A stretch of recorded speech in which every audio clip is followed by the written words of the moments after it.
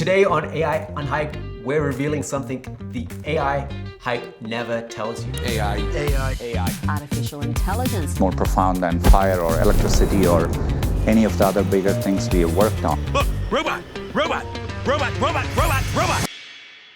Which is how real experts are catching what the algorithms miss. We're talking to Ryan and Maikel from PreScouter, who have led several hundreds of these types of projects with brands you know very well. They're sharing with us how to uncover hot air claims by surfacing hidden data that no AI model can find. We're diving deep into how businesses can combine AI with true human insight for game-changing results. How has AI like ChatGPT changed your work? So for me personally, it has opened up a lot of the first pass knowledge gathering, allowing me to get up to speed on fields more quickly, to provide initial summaries, to conduct searches that are a little bit more dynamic. Also, on the back end, it's very helpful in terms of code and model development. So it's really allowed an increase in efficiency in the way that we do the work, which has been great. Yeah, I think besides that, I think a lot of our clients, they're looking at it as a tool that can remove redundancies in repetitive tasks, drafting documents, conducting query-based searches every month or every week. And I think in addition to those examples, it's a really powerful exploratory tool to conduct initial research, quick scans, so the type of stuff you would do normally on sites like Wikipedia, Google Scholar, reading through papers, shortcutting a lot of that preparation time. Limits of current AI. One of the major gaps that I hear about from a lot of different angles, so this is clients and users and peers, is the ability to validate and verify that the information you're obtaining through tools such as ChatGPT are complete and accurate. And I think that's something that a lot of folks struggle with because it's hard to assess whether it is complete or fully accurate without having some level of subject matter expertise. There's a lot of improvement in that realm with these models providing more accurate links, more complete links, multiple sources. And still there is this, maybe it's a user boundary, if anything, maybe not so much only a technology boundary of people feeling that it's difficult to leave control over the accuracy and the completeness of the information to models such as those. What do you think, Ryan? Coming off of your point, first of all, I wholeheartedly agree with all of it. Second of all, I'd say one of the limitations is almost not in the technology itself, but in how we perceive that technology. For us, it's very easy to anthropomorphize AI in general, right? I've seen some of your podcasts with the Mini-T, it's sort of getting to that point. But, it's, of course you can anthropomorphize an LLM. You can ask it to tell jokes, for heaven's sake, right? The problem with that is it makes us forget what it is that the AI is doing when it's conducting a search. And that could be very different from what human intelligence can tell us. To that end, right, I can tell a brief story. When we were conducting some research for a client, one of the major things that they found, right, they were looking for, I'll keep things vague to protect the innocent. They were looking for who is applying artificial intelligence and machine learning to sensors to anticipate failure in systems, right? And the AI system that we were using found one company that was far and away better in terms of its claims than any of the other competitors. So we thought, all right, this is the one that we really need to focus in on. And long story short, we can get into this more later. It turned out that a lot of their claims were hot air, especially when we went in and we started really evaluating their papers. But there was no way for the AI to know that. It took what it saw on the internet at face value, which can be dangerous. Why AI alone isn't enough? There's a paradigm, and it's a very, very normal thing, right? Where people say, oh, it's either working with experts and figuring out like what's the best thing from that perspective, or working with AI boiling the ocean. And from my experience, it's actually been the combination that's been a real killer app in terms of increasing productivity, where people have more confidence in what they're getting from, let's say, an industry expert or a scientist, because they have discernment in a way that AI models simply don't have, right? They don't have the ability, they don't have that background knowledge. They can't test things on a data-driven level on the same way unless it's in structured data.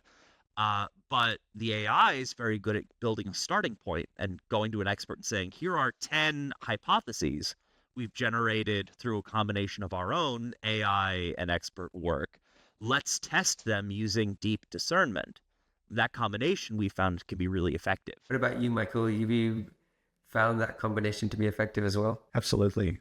I think what I notice as well with clients is they oftentimes see these models more as something as doing a pre-work that then requires human enhancement to provide or drive the most value. And whether that's combining hypotheses or initial research with experts, or sort of complementing that, or whether it's using its writing as a starting point for someone else to then finish it off in 20% of the time that they would do normally, right? Either of those cases, I think that interplay is quite strong. And that's also actually some published papers showing around the use of language models with physicians or doctors, that there's some really strong use case, not so much for one or the other, but really the collaboration between the two, that both offer some kind of unique feature, whether that's the speed at which it can ingest and synthesize an initial response based on clear statistics for then a doctor to come in and look at that and compare it to a patient's mood or how they come across or their tone of voice, right? And kind of merge those two things together into a more valuable diagnosis than each one of those individually could give. If you want to make sure your AI projects don't go off the rails, human expertise is key. So basically, humans and AI need to form a buddy cop duo. AI hunts down the facts, and humans bust the hallucinations spreading exaggerations. Well, that's right. Click the link in the description to sign up for our newsletter.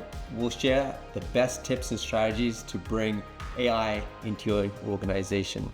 How are experts using AI in research workflows? There's this idea of the blank canvas problem, right? Where if you go to someone with nothing and say, hey, tell me about field X or tell me about thing Y, that conversation can really go into the weeds, right? But if you go to them and say, hey, I conducted some preliminary research, here are 5 or 10 questions that we have, say based on a preliminary search from AI. Tell me more about which of these are real and which of these aren't. And then you can have a much better directed conversation. And then you can take all of that and go back to an AI system and say, like, here are cases where what you've said, as it were true, and here are cases where it wasn't. Let's dive more into who's mentioning these things that are actually high impact, right? What are the connections? And from my personal work, that's allowed us to get some really good insights very quickly. Yeah, and I see it in a different level as well. I have 2 applications come to mind. One is sort of patent analysis, so uploading PDFs from patents, scanning them, querying them, and then doing confirmatory human in the loop validation, either through experts or through technical team members.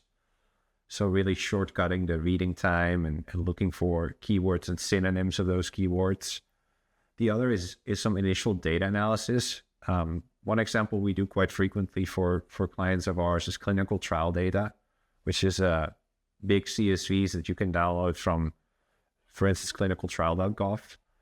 You can manipulate those quite easily with models such as ChatGPT and get some graphs out, some quick initial quantitative analyses that you can then use to take into account for interviews or to fact check whether some of the findings that you have are actually also seen in the field, or potentially explain some of those findings. So those are just 2 examples of how we go from data through these models to then experts or technical team members to do something with that information and interpret it. And do you find that those charts and things are kind of accurate? In my experience, it can be a little bit hit or miss, the data analysis type tools and code, and it probably needs a bit more like double verification. It does, right? And that's why I'm saying we're not fully leaning on it. I see it more as a draft version of things that can come out of the analysis. And I think one of the few things that are becoming better quite rapidly is the ability to then validate what you're seeing, right? So having tables as intermediates. I've been feeding ChatGPT images of data and tables for over 1.5 years and seeing how it gets better and better and better.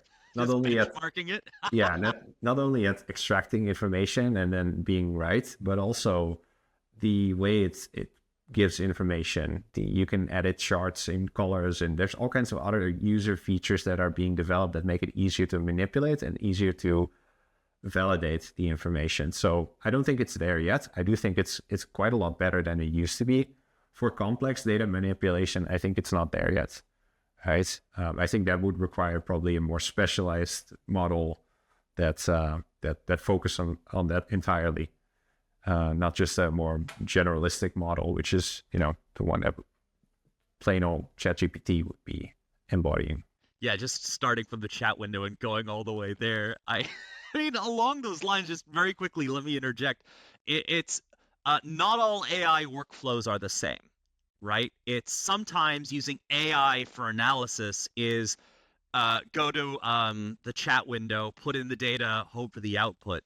A lot of how we use LLMs and other AI systems to analyze data actually involve, go to the AI system with a goal in terms of I have this data and I know how I want to visualize it, and have it spool up some intermediate code that processes the data and does the output. And then we just leverage that tool after refining it, right? So you use the AI to make an intermediary step, which makes a tool which you then use for data analysis. And we've used that to make a number of custom tools for data extraction. Yeah, it really lowers the barrier to like coding and things Absolutely. like Statistical analysis as well. Oh yeah. It's all of that back end work. It's really empowered our teams to spool out quick on-demand code that fits a very specific need. what the web misses. So a lot of the work that we do currently involves not only what we call secondary research, which could involve AI workflows or could not, right? Which is kind of data gathering from public sources or databases, etc. A lot of that work is supplemented, enriched, validated by experts in the field. And we custom recruit those for any project that we would work on. And we don't just talk to one, typically, we talk to 8 to 10 on a particular topic using a very structured discussion guide, sometimes a little bit more loose depending on the topic. But we use that information to find any kind of unpublished information relevant to the topic. As I said, validate hypotheses that come out of that secondary research, as well as close any data gaps that we have. Sometimes there's things you can't explain based on the public data that you have, but there's a perfectly logical reason for it, and an expert may be able to tell you. So that's something that we've been using more and more, because the value of the secondary research information, apart from maybe things hidden behind licenses, has been commoditized more and more. I think the value of that and the value of scanning that and gathering that, especially with the appearance of LLMs, has sort of lowered. It's been tapering down. I wouldn't say it's gone. Instead, the value of expert insights, I would argue, has risen. Because of partly of that fact that the secondary research information become more abundant, but also because people don't have the expertise to judge all of that content anymore. Right? There's so many things to think about, to validate, and so we use that as a very dominant tool, the expert interview, in I would say every project that I run nowadays. Oh, it's essential. It's just a key part of the work. I actually have a funny anecdote to sort of talk about why. So a lot of the work that Maikel and I do, right, it's in healthcare and life sciences. And in healthcare and life sciences in particular, there is a lot of hidden data that exists in the minds of experts that's needed for being the context of very important decisions. And I can provide a very funny anecdote from my PhD days to talk a little bit about that. I, once upon a time, had a presentation that I did at a pretty major tissue engineering conference. And I presented my work. We had a great conversation. People enjoyed the presentation, which was nice. But I had this underlying problem with my model that I'd engineered, which was I would have portions that would just fall to pieces. It would sort of all come together, and I didn't really know how to fix it. And I'd never seen this in any paper. I'd never seen anyone discuss it.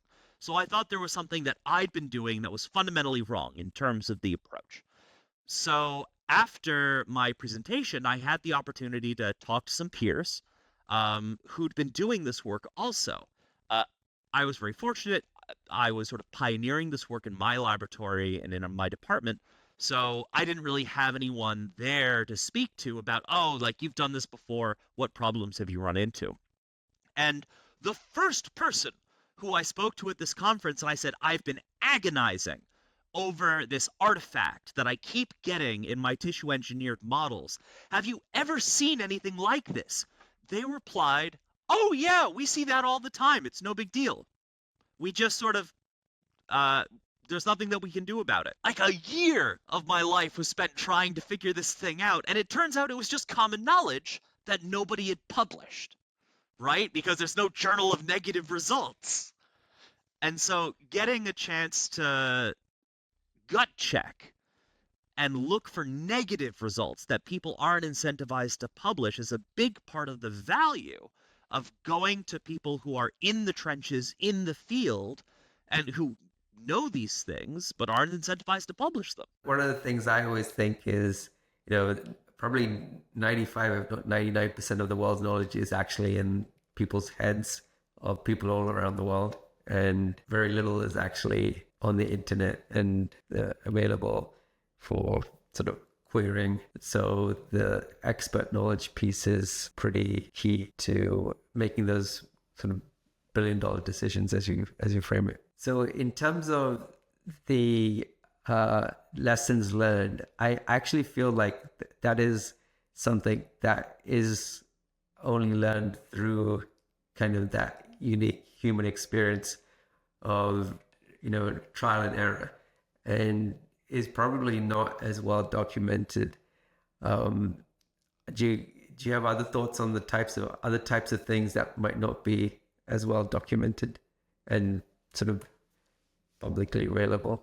I think there's this myth that in like old libraries and books, in China, for instance, about natural medicine, that, and I mean, they're sort of hidden gems, right? That people are rediscovering now that they are looking to translate. So there's other parallels of hidden and historical knowledge that is hard to access. Although I think that one is probably a bit easier to solve than to extract things from people's minds across the globe.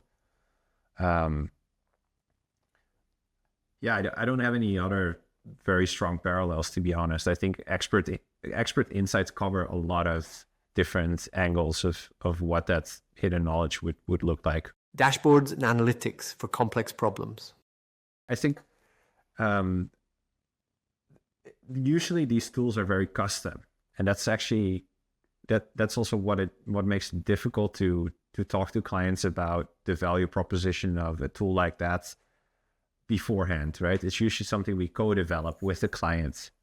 And that's really key, because I always think about it like a market report, right? You can download a market report online about a market that you don't know about, but the odds of that information being exactly what you need, or the buckets that market research firm has picked that are going to match with what you're looking for, is almost zero.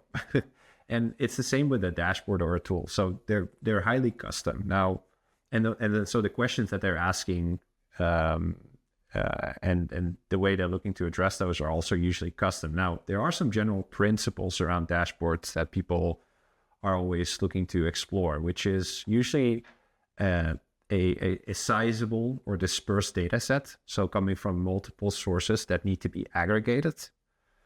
the size of the data set, hundreds of papers or thousands of patents, right? That's usually a common denominator in that. And then usually they're trying to either monitor things over time. They're looking to make business or product development decisions based on the information through high-level visuals that summarize that data, that allow for sort of parsing apart pieces of that larger data set according to a certain framework or way of thinking or labeling of the information that they're interested in at that time. So those are just a couple of descriptive areas that we see a lot with clients. And I can give you a particular example. We have a client that was looking at getting detailed information on clinical trials that looked at glioma for a specific set of drugs. And they wanted to understand what are the types of PK/PD, so parameters that are measured within the body to look at drug absorption and drug efficacy, how those are being mentioned within trials and research publications. Now, for those of you who do not know exactly what that means, I can tell you that is a highly specialized question. And while that data set is still dispersed, large, the high-level visuals may look the same. The specific questions that they're asking are going to be enormously different from actually any other client that I would meet. So that's just to give you an example of how deep that can go. What do you think, Ryan?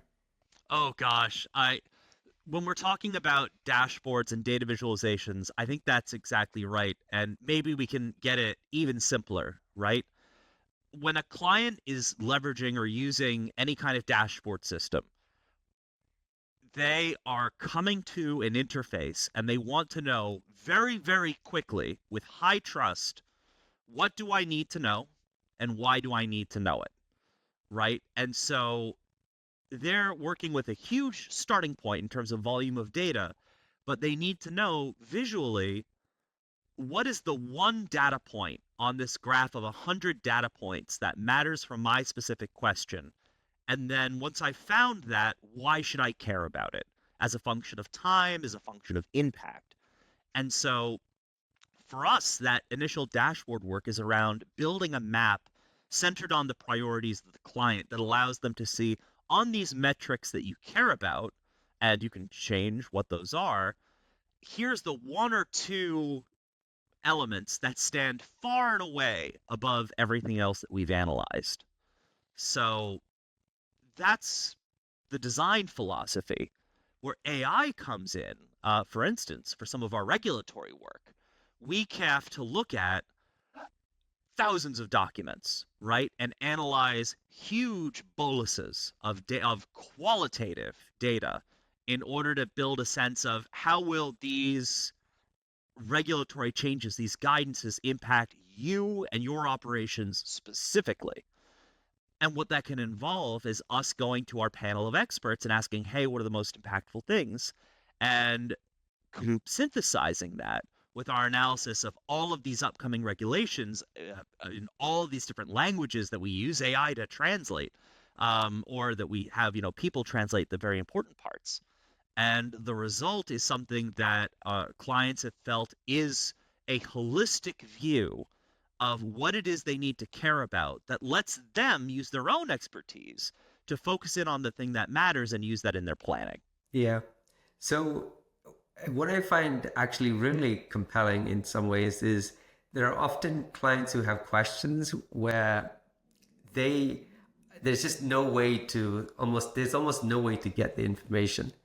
And I think that one of the methods you guys have kind of innovated on is combining sort of those expert interviews with these analytics and dashboards to actually answer those questions where you just can't find an answer kind of anywhere, right? Well, thank you. I appreciate that. A lot of it comes down to you can take qualitative and quantitative insights, but I feel one of the traps that people fall into is they say, well, I need to conduct a number of interviews to really understand a field.